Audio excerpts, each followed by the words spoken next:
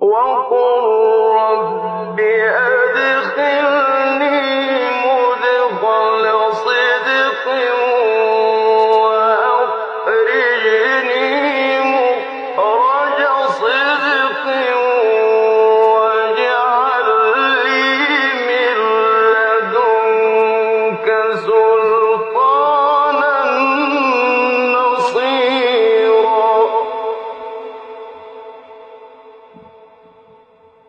Chers frères et sœurs, nous avions parlé la semaine dernière des ruses de Satan. Nous avons dit que Allah Azza wa Jal a mis à notre disposition deux moyens pour nous prémunir des ruses sataniques. Le premier, c'est qu'il nous a dévoilé une grande partie des ruses qu'il utilise pour égarer la majorité des êtres humains. Et la deuxième chose, c'est qu'Allah Azza wa Jal a mis à notre disposition un arsenal pour se protéger contre ces ruses sataniques. Et la question qui se pose maintenant, c'est de savoir quelles sont ces ruses-là, ou quels sont, d'une manière générale, les moyens qu'utilise Satan afin de ruser les gens et afin de les égarer de Allah tabaraka wa ta'ala. Nous savons très bien qu'Allah Azza wa Jal a dit dans le Coran « Inna Allaha la yaghfiru an yushraka bih » Allah ne pardonne pas qu'on associe à lui une autre divinité. « Wa yaghfiru ma duna dhalika liman yasha » En dehors de cela, il pardonne à qui il veut. Il pardonne les autres péchés à qui il veut. Nous connaissons ce verset-là, nous connaissons ce principe-là, mais Satan aussi le connaît, et il connaît ce principe-là. Et c'est pour cela que la plus grande partie de son effort envers l'être humain pour l'égarer, c'est de le pousser à l'associationnisme. Et lorsqu'on parle d'associationnisme ici, c'est pas forcément adorer une statue en dehors d'Allah, ou adorer une planète, ou adorer un animal. C'est sortir c'est-à-dire c'est s'éloigner de l'unicité que l'islam a ramenée. C'est mécroire aussi en Allah tabaraka wa ta'ala ou associer avec lui une autre divinité. Et nous voyons qu'aujourd'hui d'ailleurs que la majorité des résidents de cette terre sont dans cette voie, la voie de l'égarement, la voie de l'éloignement de la religion musulmane et de tout ce qui est religieux ou de tout ce qui se rapproche des principes de la religion et de la religiosité. Et Satan donc a réussi son pari dans ce domaine-là. Il a réussi son pari et il a égaré la grande partie des êtres humains. Mais le pire, c'est lorsque Satan arrive à ruser des croyants. Et c'est là où le pire. Donc le musulman doit se dire, je ne suis pas forcément à l'abri de la mécréance, je ne suis pas à l'abri de l'associationnisme, parce qu'il se peut que, par certains moyens, d'une manière progressive, on quitte l'unicité à laquelle a fait appel Allah tabaraka wa ta'ala et on rentre dans un certain associationnisme, aussi minime soit-il, et qui commence à nous égarer peu à peu de la voie de Allah tabaraka wa ta'ala. Et c'est pour cela que nous suivons parfois des personnes, ou nous suivons des appels, ou nous suivons des mouvements qui nous écartent de ce sur quoi se sont maintenues les générations musulmanes depuis que le prophète a été envoyé jusqu'à notre époque. Allah Azza wa Jal nous met en garde contre le fait de suivre ce genre de personnes et ce genre de voies. Et ceux qui ne croient pas disent à ceux qui croient, suivez nos sentiers et que nous supportions vos fautes. Mais ils ne supporteront rien de leurs fautes. En vérité, ce sont des menteurs. Et ils porteront leur fardeau et d'autres fardeaux en plus de leur propre fardeau. Et ils seront interrogés le jour de résurrection sur ce qu'ils inventaient. Nous avons, à chaque époque, existe des personnes qui sont des alliés de Shaitan wal-iyadhu billah, et ils les égarent d'abord et ils les utilisent pour qu'ils deviennent des égareurs. Ils ne se contentent pas de leur propre égarement, mais ils ne peuvent pas dormir tant qu'ils n'égarent pas les autres, à l'instar de ce qu'a fait Satan lui-même. Et nous savons très bien que les alliés de Shaitan parmi les humains ne vont pas t'appeler à la mécréance du jour au lendemain, mais au fur et à mesure, ils vont commencer à semer le doute dans ton cœur concernant les principes fondamentaux de la religion, principe après principe. Et c'est comme ça qu'ils commencent à détruire l'édifice que tu as pu construire à travers ta foi et à travers ton attachement au principe de l'islam. Allah Azza wa Jalla nous met en garde en disant « Et voilà mon chemin dans toute sa rectitude. Suivez-le donc et ne suivez pas les sentiers qui vous écartent de sa voie. voilà ce qu'il vous enjoint, ainsi atteindrez-vous la piété. Et nous savons très bien qu'aujourd'hui, à travers les moyens de communication actuels, tous les jours on reçoit des vidéos qui mettent en doute certains principes fondamentaux de l'islam. On essaie de nous faire douter du Coran. Si on n'arrive pas, on essaie de nous faire douter de la sunna du prophète sallallahu alayhi wa sallam. On essaie d'attaquer les principes fondamentaux de l'islam. On essaie après par la suite de nous semer le doute sur certains principes de notre dogme. Et au fur et à mesure, tu vois des gens qui s'écartent et qui rejoignent quelque part certains prédécesseurs qui ont suivi cette même voie. Nous savons très bien que dans l'histoire de l'islam, plusieurs mouvements se sont apparus.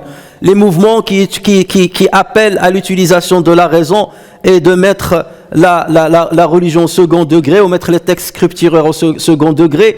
Les mouvements qui disent nous croyons au Coran mais nous on ne croit pas à la Sunna, et même le Coran on doit l'expliquer à notre manière, d'une manière dévoyée de ce pourquoi il a été révélé et les causes pour lesquelles il a été révélé, et ainsi de suite. Donc on trouve des gens d'un côté qui suivent plusieurs voies afin de nous mener vers les ruses sataniques. Et surtout que dans notre communauté, il y a beaucoup de ceux qui ne s'immunisent pas avec la science et avec la connaissance religieuse, et c'est par ce biais justement qu'ils tombent dans le piège. Et surtout ceux qui croient que parce que j'ai étudié des livres, parce que j'ai étudié le Coran tout seul, parce que j'ai étudié la science tout seul, je vais réussir justement à me prémunir de tout égarement, et je vais comprendre mieux que les autres et mieux que les prédécesseurs ce qu'a dit notre religion. Et nous voyons de plus en plus ces voix-là qui s'élèvent pour dire qu'il faut en finir avec tout le patrimoine culturel, tout le patrimoine scientifique et tout l'héritage que nous ont laissé les grands savants de cette communauté, sous prétexte que nous sommes plus intelligents qu'eux, nous sommes plus développés qu'eux, et on peut justement découvrir et lire et comprendre le Coran autrement que nos prédécesseurs et même les compagnons l'ont compris. L'imam al-Bukhari nous rapporte un hadith sahih sur Hudhayfa ibn al-Yaman radiyallahu anhu, qui dit: les gens avaient l'habitude de poser des questions, d'interroger le prophète sallallahu alayhi wa sallam sur le bien, et j'avais l'habitude de l'interroger sur le mal par peur qu'il m'atteigne. Ainsi je lui ai dit: Ya Rasulallah, Allah Azza wa Jal nous a fait sortir de l'jahiliya, de l'égarement, du mal, et nous a mis dans un vrai bien. Est-ce qu'après ce bien-là, il y aura du mal? Et le prophète sallallahu alayhi wa sallam, il lui a dit: oui, il y aura du mal après ce bien, après le bien que j'ai ramené. Et ensuite Hudhayfa a dit, je lui ai dit: et est-ce qu'il y aura un bien après le mal que tu nous annonces? Et le prophète sallallahu alayhi wa sallam lui a dit: oui, il y aura un bien, mais dans ce bien-là, il y aura dakhan, il y aura quelques méfaits, quelque chose qui vont entacher la clarté de ce bien-là et la limpidité de ce bien-là. Il y aura un peu de dakhan. Et on a dit, je lui ai dit: c'est quoi ce dakhan-là, c'est quoi ces méfaits-là? Et le prophète sallallahu alayhi wa sallam de répondre: des gens qui guident autrement que par ma guidance. Des gens qui guident autrement que par ma guidance. Tu vas agréer de certaines choses et tu vas désavouer d'autres choses. Ça veut dire que tu trouveras des personnes qui vont utiliser des textes coraniques, qui vont peut-être utiliser des textes prophétiques, mais la manière, la méthodologie avec laquelle ils font appel à ces textes-là, c'est une manière que jamais le prophète sallallahu alayhi wa sallam n'a empruntée. Et nous sommes en train de voir des exemples de ce genre. Des gens qui cherchent l'argent coûte que coûte en utilisant même la religion. Des gens qui à travers Internet cherchent à augmenter leur AdSense, leur gain matériel pour avoir le maximum de suiveurs et le maximum de likes en utilisant certaines méthodes, mais on n'en revient pas lorsqu'on les voit. Des prédicateurs qui dansent avec leurs femmes devant tout le monde, des prédicateurs qui chantent, et en même temps ils te citent un verset coranique, un hadith du prophète sallallahu alayhi wa sallam, et tu vois qu'ils empruntent une méthodologie, mais on se dit: mais jamais le prophète sallallahu alayhi wa sallam a fait ça, c'est inimaginable qu'un prophète fasse ça, quelqu'un comme l'imam Malik, comme l'imam Shafi'i appelle Allah Azza wa Jal avec cette méthode. Et malgré cela, on trouve beaucoup de jeunes qui les suivent. On dit: oui, c'est la modernité, il faut lire l'islam avec une autre manière, il faut moderniser notre lecture de l'islam. Et c'est comme ça justement qu'ils attirent énormément de personnes qui manquent d'immunité et qui ont une grande carence scientifique et une grande carence au niveau de leur connaissance de l'islam. Ensuite, donc, Hudhayfa ibn al-Yaman lui a dit, et est-ce qu'il y aura après ce bien un autre mal? Et le prophète sallallahu alayhi wa sallam, il a dit, certes, il y aura un autre mal, des prédicateurs qui vont se dresser devant les portes de Jahannam, et celui qui les suivra, ils vont le jeter dedans, ils vont le jeter dans Jahannam. Donc là, ils vont clairement appeler à Jahannam en faisant semblant d'être des rénovateurs ou des gens qui appellent au bien. Et donc, Hudayfa ibn al-Yaman de dire, décris-les-nous, ya Rasulallah. Il a dit, ce sont des gens qui ont la même peau que la nôtre et qui parlent le même langage que le nôtre. Ça veut dire des gens qui appartiennent à notre communauté, qui sont identifiés comme des membres de notre communauté, et c'est pour cela que beaucoup de personnes n'en prennent pas garde. Le prophète sallallahu alayhi wa sallam a vécu avec les hypocrites. Il y avait beaucoup d'hypocrites à l'époque du prophète sallallahu alayhi wa sallam. Et heureusement, parce que ça nous permet de voir comment le prophète sallallahu alayhi wa sallam a réagi et comment il a mis en garde toute la communauté contre eux, et de savoir les ruses qu'ils utilisaient pour séparer les musulmans et pour les éloigner du chemin d'Allah Azza wa Jal. Et tout au long de l'histoire de l'islam, cette catégorie de personnes a toujours existé sous une forme ou sous une autre, et les musulmans doivent s'en prémunir et en prendre garde.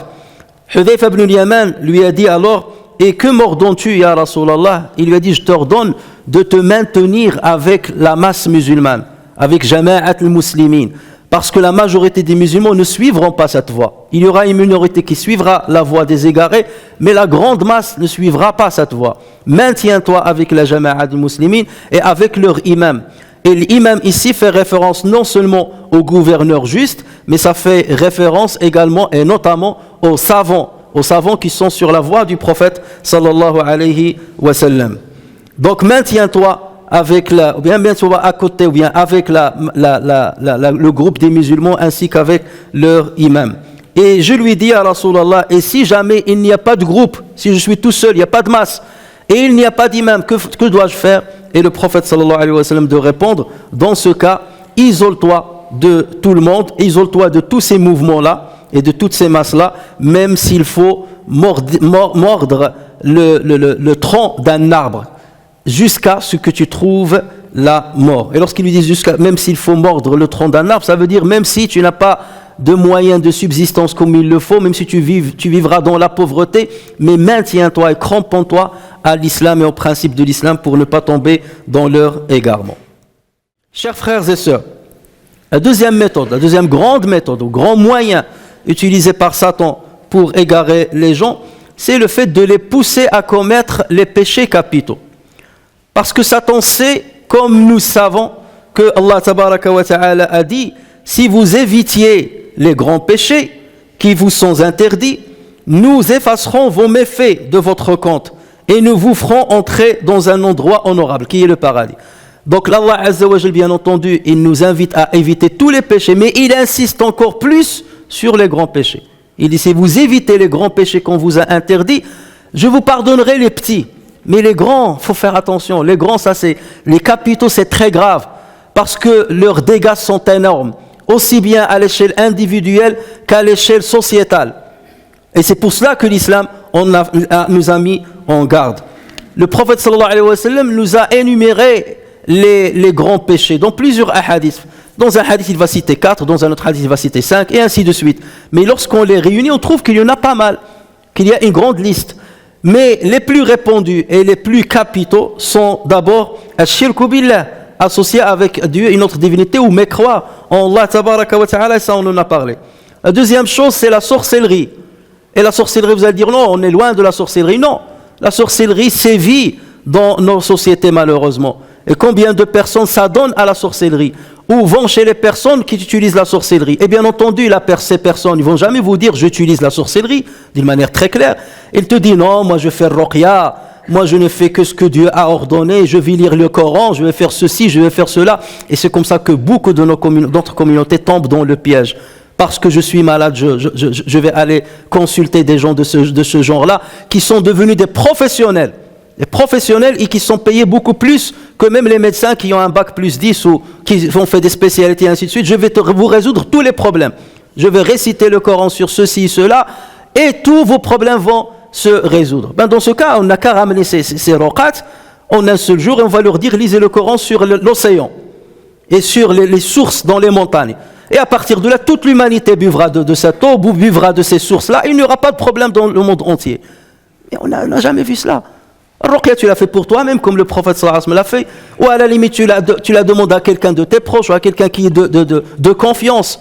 Et ne pas aller chez des gens qui sont devenus des professionnels de cela et qui demandent de l'argent. C'est devenu un moyen très, très lucratif et on ne ressent pas quand est-ce qu'on a basculé vers la sorcellerie et ce qui est interdit par Allah Azza wa Jal. Le meurtre aussi fait partie des grands péchés. L'usure. Et aujourd'hui, on entend, comme je vous ai dit, des prédicateurs qui disent il n'y a pas de problème, l'usure qui est citée dans le Coran n'a rien à voir avec ce qu'il y a dans les bancs. Et ils le disent, mais il y a les yeux dans les yeux, ils sont convaincus de ce qu'ils disent. Mais c'est une catastrophe. L'usure fait partie de ces grands péchés parce qu'on déclare la guerre à Dieu et on la déclare à son prophète sallallahu alayhi wa sallam. La prise des biens des orphelins, parce qu'ils ont perdu leurs parents, donc on confisque leur argent. Les fausses accusations de fornication à l'égard des personnes chastes. Et ces accusations, on le fait de plus en plus, et surtout avec les moyens actuels de communication, où on ne montre pas notre identité. Sous une fausse identité, on peut attaquer les personnes et les toucher dans leur honneur. Uququl walidayn, l'ingratitude envers les parents. Le faux témoignage. Les jeux de hasard, les paris, et ceci maintenant c'est devenu très répandu à travers Internet, et nos enfants tombent dans ce piège-là en jouant dans des paris, dans le sport et ainsi de suite, et les parents ne sont même pas au courant de ce qui arrive au sein de leur maison. La fornication et l'adultère, la consommation des boissons alcoolisées ou la consommation des drogues. Shaitan sait pertinemment qu'il ne peut pas pousser l'être humain directement du jour au lendemain vers le grand péché, dans le grand péché. Mais bien entendu, il le fait passer par plusieurs étapes, d'une manière progressive. Et c'est pour cela qu'Allah Azza wa Jal, justement, nous met en garde et interdit tout ce qui peut conduire à ce qui est un grand péché. Les préliminaires qui vont nous ramener peu à peu vers le grand péché, Allah Azza wa Jal les interdit, il nous en met en garde. Parce qu'une fois on arrive au grand péché, là c'est trop tard. Donc, Allah Azza wa Jal nous prévient dès le départ pour ne pas tomber sans se rendre compte dans les ruses sataniques. Allah Azza wa Jal dit à ce propos, ô vous qui avez cru, ne suivez pas les pas du diable, parce qu'il va vous glisser pas à pas. Ne suivez pas les pas du diable. Quiconque suit les pas du diable, sachez que celui-ci ordonne la turpitude et le blâmable. Regardez par exemple la consommation des boissons alcoolisées ou bien la consommation des drogues. Le prophète sallallahu alayhi wa sallam a interdit tout ce qui peut encourager d'une manière ou d'une autre la consommation de ces produits-là, que le prophète sallallahu alayhi wa sallam a appelé al khaba'ith, et la matrice du mal, la matrice du mal. Et le khaba'ith, c'est la consommation des boissons alcoolisées et des produits qui enivrent. Le prophète sallallahu alayhi wa sallam a dit dans le hadith authentique rapporté par Abu Daoud, Allah maudit les boissons alcoolisées. Celui qui les boit, c'est évident, celui qui cueille les fruits qu'on va fermenter pour qu'ils deviennent alcoolisés. Celui qui cueille les fruits, celui qui les vend, celui qui les achète, celui qui presse, celui pour qui on presse, celui qui les porte, ça veut dire celui qui les transporte d'un endroit à un autre, et celui à qui on les porte. Si le prophète sallallahu alayhi wa sallam nous a appris que Allah Azza wa Jal maudit ces 9 catégories, c'est pas pour rien. C'est pour justement ne pas suivre ces pas-là, même si on dit moi je ne consomme pas. Mais pourtant je le vends. Certains d'ailleurs ils vous disent moi si je ne vends pas l'alcool, je ne vais pas avoir assez de clients, donc je dois le vendre dans ma boutique ou dans mon restaurant parce que c'est le seul moyen d'avoir assez de clients pour que je gagne ma vie. Tu n'as que ce moyen-là pour gagner ta vie. Vaut mieux devenir mendiant et tendre ta main aux autres plutôt que de rentrer de l'argent illicite dans ta poche ou dans le ventre de tes enfants et de ton épouse. Le prophète sallallahu alayhi wa sallam a dit aussi tout enivrant est du khamr. Et le khamr c'est ce qui couvre, c'est comme le khimar, il couvre la tête. Et le khamr il couvre la raison. Donc tout ce qui couvre la raison est considéré comme khamr. est considéré comme interdit. Le prophète sallallahu alayhi wa sallam dit dans ce hadith rapporté par Muslim, tout enivrant est du khamr et tout enivrant est interdit. Il est interdit de le vendre, de le transporter et ainsi de suite. Vous trouvez parfois des jeunes qui deviennent des dealers parce qu'ils cherchent la richesse rapide. Et il te dit, mais moi je ne consomme pas, moi je fais que vendre aux autres égarés. Tu es un égaré et tu participes à l'égarement. Et tu as autant de sayyi'at que ceux qui ont consommé. Et c'est ça le principe fondamental en islam. Vous ne devez pas aider, ne s'entraider dans tout ce qui est interdit. Et donc le musulman normalement ne tombe pas dans ces égards et ces écarts. Le prophète sallallahu alayhi wa sallam dit dans le hadith rapporté par Tirmidhi et Abu Daoud, ce dont la grande quantité enivre, sa petite quantité est interdite. Ce qui enivre en grande quantité est interdit en petite quantité. Donc comme ça, on ferme la porte à tout le monde. Et comme ça, on ferme la porte à l'accès à l'interdit. Et toute personne qui est tombée dans l'alcoolisme et qui est devenue dépendante de l'alcoolisme, ou toute personne qui est devenue dépendante des drogues, vous dira qu'il a commencé peu à peu, qu'il a commencé par des petites quantités, vous dira qu'il faisait très attention, vous dira que je ne me suis jamais rendu compte que je suis devenu dépendant que lorsque j'ai commencé à trembler ou que lorsque j'ai remarqué que je ne peux plus m'en passer 2 jours de suite.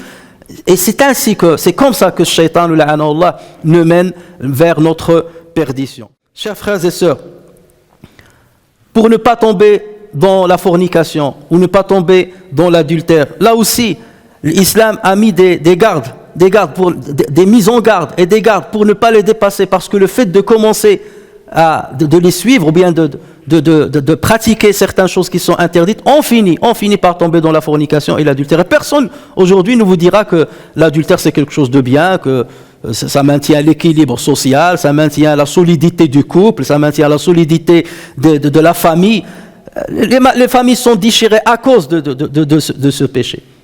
Les enfants perdent leurs parents à cause de ce péché. Les femmes sont délaissées à cause de ce péché, malheureusement.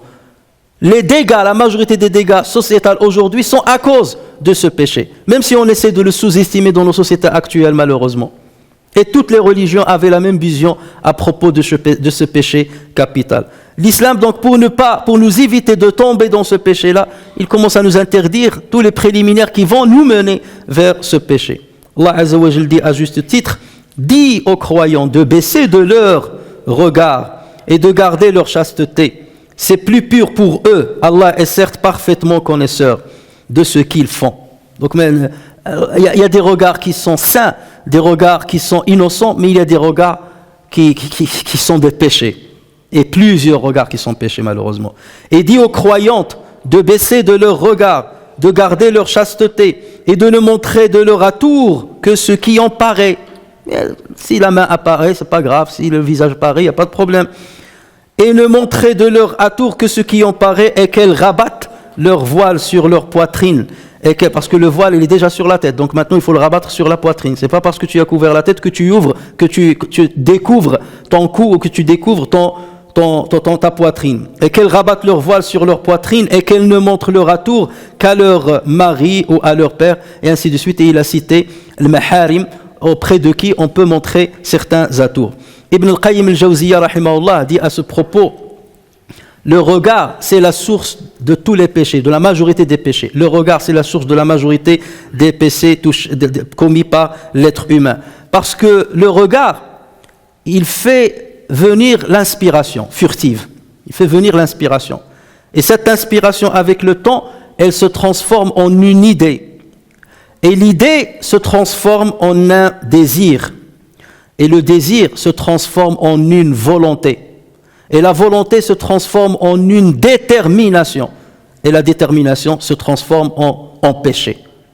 Et rien ne peut bloquer ceci que si on arrête le regard du départ pour éviter cette cascade qui mène au péché. Et à ce juste titre, les savants disent, les hukama, les sages disent, patienter pour baisser le regard est plus facile que patienter devant la douleur de ce qui le suit, de ce qui suit le regard. Vaut mieux patienter et baisser le regard plutôt que d'avoir à patienter des conséquences du regard. Parce que là, c'est trop tard. Et combien de personnes viennent demander des excuses à leurs femmes, ou des femmes viennent demander des excuses à leur mari parce qu'ils sont tombés justement dans le haram, et essayent de sauver les meubles ou de recoller les morceaux.